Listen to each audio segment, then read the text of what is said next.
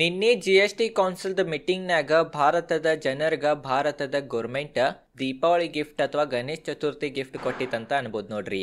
ಏನ್ ಭಾರತದ ಜನರದ ಡಿಮಾಂಡ್ ಇತ್ತ ಭಾಳ ವರ್ಷದಿಂದ ಅದೇನಿತ್ತಂತಂದ್ರೆ ಜಿ.ಎಸ್.ಟಿ ತೆಗೀರಿ ಅಥವಾ ಜಿ.ಎಸ್.ಟಿಯನ್ನು ಕಡಿಮೆ ಮಾಡ್ರಿ, ಯಾಕಂದ್ರೆ ಅದ್ರಲ್ಲೇ ನಮ್ಮ ಕಡೆ ರೊಕ್ಕ ಉಳಿವಾಲು, ಅದ್ರಲ್ಲೇ ನಮ್ಮ ರೊಕ್ಕ ಎಲ್ಲ ಭಾಳ ಖಾಲಿ ಆಗತ್ತವ ಹಿಂಗಂತ ವೀಕ್ಷಕರೇ ಡಿಮಾಂಡ್ ಇತ್ತ. ಫೈನಲಿ ಗೌರ್ಮೆಂಟ್ ಏನು ಮಾಡಿತ್ತಂತಂದ್ರೆ ವೀಕ್ಷಕರೇ ಆ ಮಾತನ್ನು ತಿಳ್ಕೊಂಡು ಈಗ ಟ್ಯಾಕ್ಸನ್ನು ನಮ್ಮ ದೇಶದ ಜನರಿಗೆ ಕಡಿಮೆ ಮಾಡೈತಿ. ಅದು ಮೇನ್ ಯಾರು ಕಮ್ಮಿ ಮಾಡೈತ್ರಿ? ಬಡ್ರಿಗೆ ಮತ್ತು ಮಿಡಲ್ ಕ್ಲಾಸ್ ಯಾವ್ಯಾವ ವಸ್ತುಗಳು ಯೂಸ್ ಮಾಡ್ತಾರೆ ಆ ವಸ್ತುಗಳಿಗೆ ಅಷ್ಟೇ ವೀಕ್ಷಕರಿಗೆ ಕಡಿಮೆ ಮಾಡೈತಿ. ಶ್ರೀಮಂತರು ಯಾವ್ಯಾವ ವಸ್ತುಗಳು ಯೂಸ್ ಮಾಡ್ತಾರೆ ಅವ್ರ ವಸ್ತುಗಳಿಗೆ ಸ್ವಲ್ಪ ಟ್ಯಾಕ್ಸ್ ಹಚ್ಚಾರ. ಇದ್ರ ಬಗ್ಗೆ ನಾವು ಮುಂದೆ ಡೀಟೇಲ್ದಾಗ ತಿಳ್ಕೊಳ್ಳೋಣ. ಯಾವ್ಯಾವ ವಸ್ತುಗಳಿಗೆ ಎಷ್ಟೆಷ್ಟು ಪರ್ಸೆಂಟೇಜ್ ಟ್ಯಾಕ್ಸ್ ಹಚ್ಚಾರ ಅಥವಾ ಎಷ್ಟೆಷ್ಟು ಪರ್ಸೆಂಟೇಜ್ ಜಿ.ಎಸ್.ಟಿ ಮೊದಲು ಎಷ್ಟಿತ್ತು ಈಗ ಎಷ್ಟು ಹಚ್ಚಾರ ಅಂತ ಅದ್ರ ಬಗ್ಗೆ ತಿಳ್ಕೊಳ್ಳೋಣ. ಮೇನ್ ಅಂತಂದ್ರೆ ವೀಕ್ಷಕರೇ ಮೊದಲು ಬಡ್ರು ಇರಲಿ, ಮಿಡಲ್ ಕ್ಲಾಸ್ ಇರಲಿ, ಶ್ರೀಮಂತ ಇರಲಿ ಎಲ್ಲ ವಸ್ತುಗಳಿಗೆ ಸೇಮನ್ನು ಟ್ಯಾಕ್ಸ್ ಇತ್ತು. ಈಗ ಒಬ್ಬ ಸ್ಪ್ಲೆಂಡರ್ ಬೈಕ್ ತೊಗೊಂಡ್ರೂ 28% ಟ್ಯಾಕ್ಸ್ ಕೊಡಬೇಕಾಗ್ತಿತ್ತು ರೀ. ಮತ್ತು ಚಲೋ ಯಾವುದ್ರ ವೀಕ್ಷಕರೇ 1000cc ಬೈಕ್ ಕವಾಸಾಕಿ ಅವರೇ ಬೈಕನ್ನು ತೊಗೊಂಡ್ರೂ ಅವು ವೀಕ್ಷಕರೇ 28% ಟ್ಯಾಕ್ಸ್ನಾಗನ ಬರ್ತಿತ್ತು. ಇದು ಫೇರ್ ಇಲ್ಲ, ಯಾಕಂತಂದ್ರೆ ಶ್ರೀಮಂತರಿಗೂ ಸೇಮ್ ಟ್ಯಾಕ್ಸ್, ಬಡ್ರಿಗೂ ಸೇಮ್ ಟ್ಯಾಕ್ಸ್ ಅಂತ ಭಾಳ ಜನರು ಡಿಬೇಟ್ ಮಾಡತ್ತೀರ. ಅದ್ರ ಬಗ್ಗೆನೂ ಗೌರ್ಮೆಂಟ್ ಎಚ್ಚರಿಕೆಯಾಗಿ ಅದ್ರ ಮ್ಯಾಗೂ ಆ್ಯಕ್ಷನ್ನ ತೊಗೊಂಡೈತಿ.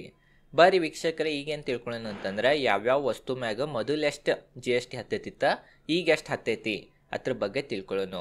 ನೋಡ್ರಿ ವೀಕ್ಷಕರೇ ಇಲ್ಲಿ ಗೌರ್ಮೆಂಟ್ ಇದು ಲಿಸ್ಟನ್ನು ಜಾರಿ ಮಾಡೈತಿ. ಇದ್ರ ಮುಖಾಂತರ ನಾವು ತಿಳ್ಕೊಳ್ಳೋಣ. ಫಸ್ಟ್ ಡೈಲಿ ಯೂಸ್ ಆಗೋ ವಸ್ತುಗಳ ಮ್ಯಾಗ ನೋಡ್ರಿ, ಹೇರ್ ಆಯಿಲ್ ಆಗಲಿ, ಶಾಂಪೂ ಆಗಲಿ, ಟೂತ್ ಪೇಸ್ಟ್ ಆಗಲಿ ಇವೆಲ್ಲಕ್ಕೂ ಮೊದಲು 18% ಟ್ಯಾಕ್ಸ್ ಹತ್ತಿತ್ತು. ದಿನನಿತ್ಯ ಶ್ರೀಮಂತರು ಯೂಸ್ ಮಾಡ್ತಾರೆ, ಬಡ್ರು ಯೂಸ್ ಮಾಡ್ತಾರೆ.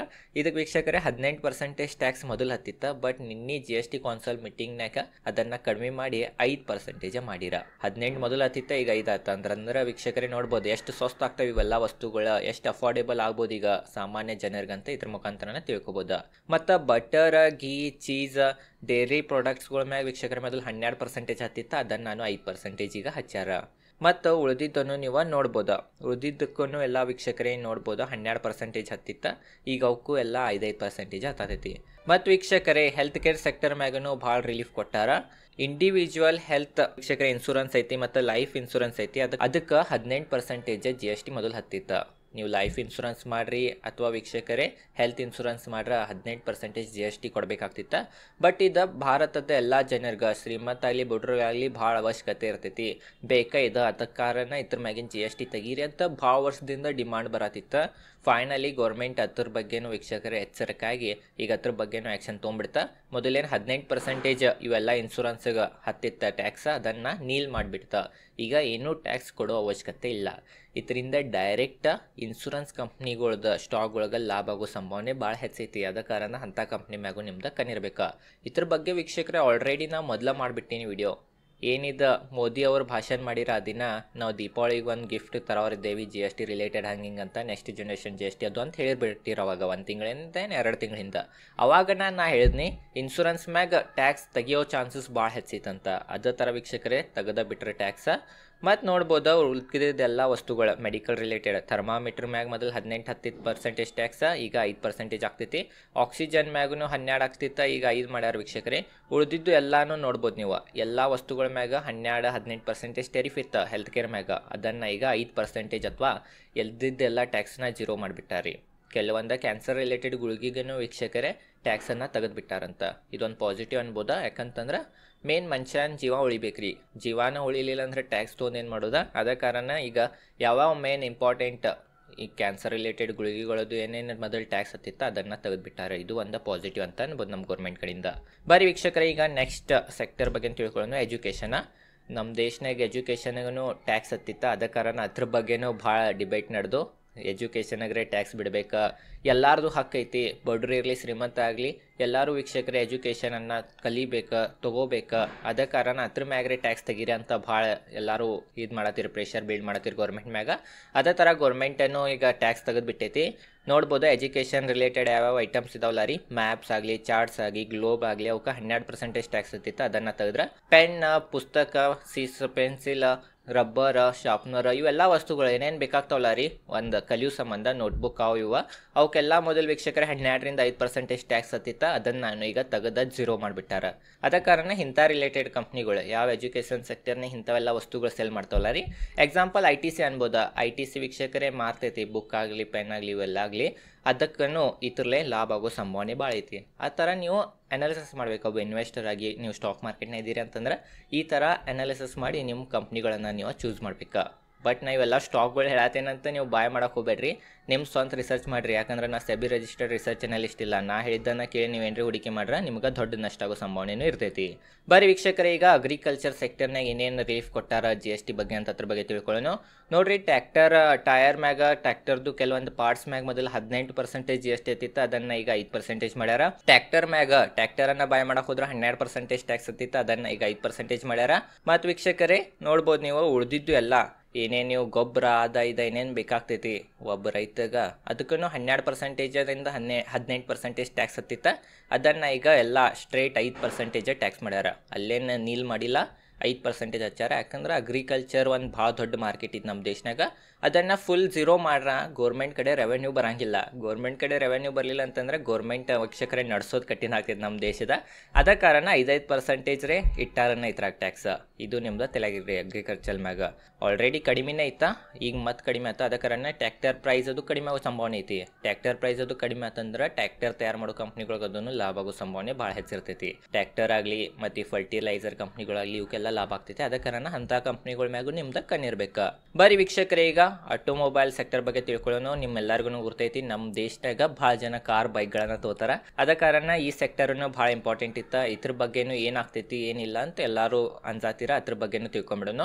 Petrol, hybrid petrol, LPG, CNG ಕಾರ್ಗಳು, ಅವೆಲ್ಲ ಕಾರ್ಗಳದು ವೀಕ್ಷಕರೇ 1200 cc ಅಥವಾ 4000 mm ಏನ್ರಿ ಸೈಜ್ ಇತ್ತಂತಂದ್ರೆ ಕಾರ್ದ ಮೊದಲ 28% ಟ್ಯಾಕ್ಸ್ ಹತ್ತಿತ್ತು. ಅದಕ್ಕೆ ಈ ವೀಕ್ಷಕರೇ ಅದನ್ನು ಕಡಿಮೆ ಮಾಡಿ 18 ಮಾಡ್ಯಾರ. 1200 cc ಕೆಳಗಿನ ಗಾಡಿಗಳಿಗೆಲ್ಲ ಅಥವಾ 1200 cc ಇದ್ರೆ ನಡಿತೈತಿ. ಬಟ್ ಅದಕ್ಕಿಂತ ಕೆಳಗೇನ್ರಿ ಇತ್ತಂತಂದ್ರೆ ನಿಮ್ಮ ಕಾರ ಮೊದಲ 28% GST ಇರ್ತಿತ್ತು. ಅದನ್ನು ಈಗ 18% ಮಾಡ್ಯಾರ. ಅಂದ್ರೆ ಮಿಡಲ್ ಕ್ಲಾಸ್ ಮಂದಿ ಪಾಪ 1200 cc ಕಾರ್ ತಗೋತಾರಲ್ಲ ರೀ, ಅದಕ್ಕಿಂತ ಕೆಳಗಿನೂ ಎಲ್ಲ ಅವ್ರಿಗೆಲ್ಲ ಒಂದು ರಿಲೀಫ್ ಕೊಟ್ಟಾರ ಇದರಿಂದ.